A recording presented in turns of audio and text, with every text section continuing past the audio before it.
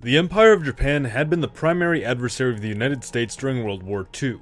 Naturally, the Japanese were defeated and upon their surrender were compelled to demilitarize and saw all of their imperial conquests liberated.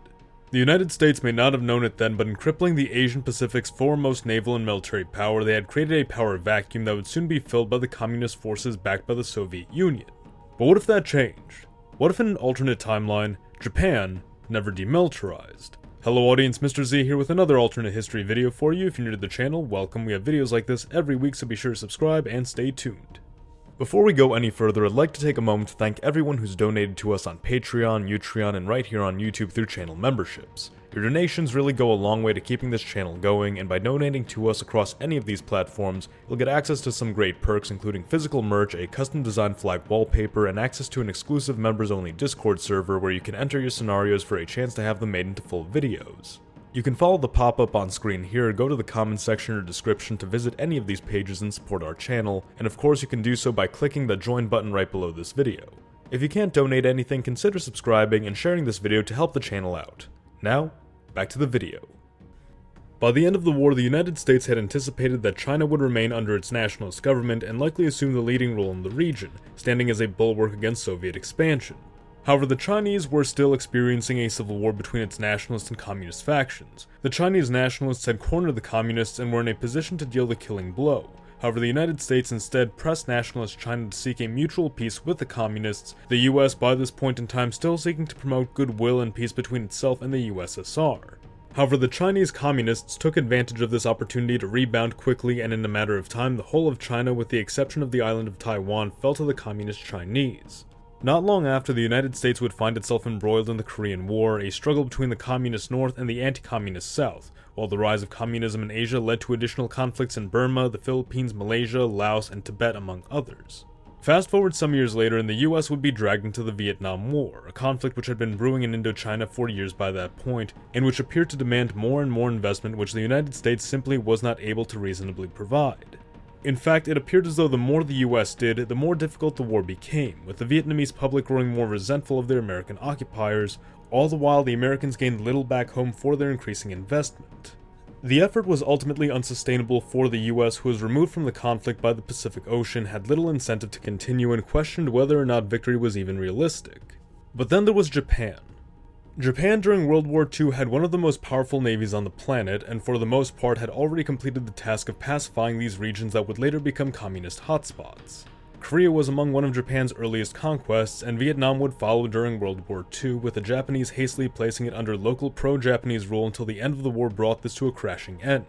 This is not even mentioning the fact that the territories in which the communist Chinese had held out were those same territories previously occupied by the Japanese, territories which were gifted to the communist army by the Soviets following their invasion.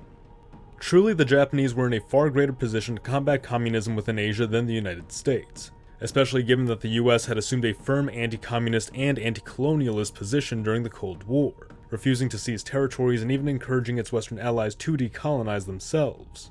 Japan, however, was well acquainted with the process of establishing puppet governments and was better equipped with an understanding of local East Asian customs, environments, and power dynamics. Let's suppose, for the sake of this timeline, Article 9 of the Japanese Constitution, which officially demilitarized Japan and forbade it from pursuing war, is never added to the Japanese Constitution, and the United States, instead of seeking peace with the Soviets and pacifying Japan, sees conflict with communism as inevitable and works to prop Japan up as a pro-American anti-communist ally in the Pacific, possibly through compelling the Japanese into a perpetual military alliance. This is akin to what the British had hoped to do with Germany in the aftermath of the war, to topple the regime and establish a friendly new one in its place, rearm the Germans and push east against the USSR. Truman himself had recognized the utility of the Japanese as a check against communism, having even encouraged the Japanese to not surrender their positions to the Soviets following the bombings of Hiroshima and Nagasaki. Had the Japanese been given the immediate go-ahead to remain a military power and made an ally of the United States, they likely would have advised the US to eradicate the Chinese communists while they had the opportunity to do so, understanding how fragmented nationalist China was and the urgency of creating a safe environment for the country to restabilize. If we assume this occurs sometime prior to January of 1947, there is a strong possibility that the Japanese could have helped the Chinese nationalists secure a victory within a year. The Japanese land on the coasts of the Bohai Sea, crushing communist forces in the coastal areas and in Shandong before advancing inland. Manchuria is recaptured soon after, with the communist remnants fleeing into Mongolia, the Soviet Union, and Soviet-occupied North Korea.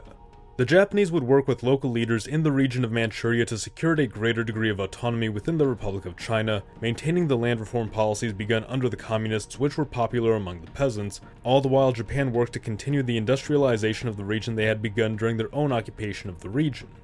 Similar autonomy would be granted to Islamic East Turkestan, though it would see formal integration into the Republic, whilst smaller resistance groups were coerced into integration by force. Independent Tibet would remain outside the Republic of China for the time being. It's questionable if North Korea's efforts to lobby the USSR for an invasion of the South would have succeeded this time around, with both China and Japan standing as firmly anti-communist powers in the region. However, if they did, the North Koreans would be pacified far quicker. If they didn't, the Japanese, given a blank check to act in East Asia as they saw fit to contain communism, would intervene eventually as a means of securing the peninsula, which extended directly toward them. The US would thus never need to involve itself in the Korean War, and for a time, Northeast Asia would be stable. Though this being said, trouble was already brewing in the southeast. Vietnam was in rebellion, and the French were desperately attempting to regain control of their colony. Now, without communist China to support them, the Viet Minh would be at a significant disadvantage this time around. However, the Chinese would not be in a position to launch a major offensive against the Viet Minh, and France was still suffering shortages of manpower, leading to major losses in 1950. And by the following year, despite a rebound in successful operations, opposition to the war was growing within France. This is when the Japanese would step in. The Japanese, recognizing France's losing position, would negotiate for a total French withdrawal from Vietnam and a recognition of the state of Vietnam as a fully sovereign, natively governed state, achieving this years earlier than it actually occurred in our world. Together, Japan and China would work to pressure the North Vietnamese into peace and reunification with the South. Without the threat of recolonization by a Western power and the prospect of free elections and the increased strain placed upon them by the two local powers, one of which had been an ally to them in our timeline, North Vietnam would see non-communist nationalists break with the Viet Minh and, against the wishes of the more socialist-focused faction, finally cease the conflict and come to the negotiating table. Multiple new parties would be established in newly unified Vietnam. However, communists within the Viet Minh would be subject to some of the same penalties they imposed upon other parties, including seeing members barred from elections and even imprisoned. Laos and Cambodia would be brought into line shortly thereafter through similar means, both of which would see significantly less momentum behind their communist movements in the absence of communist China and with the early defeat of Vietnam. A world where Japan never demilitarized would see the Japanese Empire become to the United States an earlier Asian counterpart to the South American dictatorships, a highly militaristic and often unscrupulous force which took actions the United States was unwilling to in the name of combating communism in parts of the world too rugged and too far off. Japan would likely remain the dominant power of Asia, with nationalist China slowly catching up but still remaining fairly behind. This stabilizing of the Asian Pacific would free up American resources to be focused elsewhere, potentially in the Middle East or Africa, though it's quite possible Japan may also serve as a model for combating communism in far-off parts of the world, seeing younger states like Israel and South Africa become the Japans of their respective regions, being provided funding and technology as in the case of Japan, but tasked by the United States with carrying out the dirtier work of fighting wars and suppressing socialism. In the meantime, the US would concentrate on the theaters in which it was most familiar, North America and Western Europe, becoming more directly involved in the shaping of post-war Europe. But what do you think? What might have happened had Japan never demilitarized? Let us know your thoughts in the comments below. The US of Z thanks you for watching. Mr. Z, out.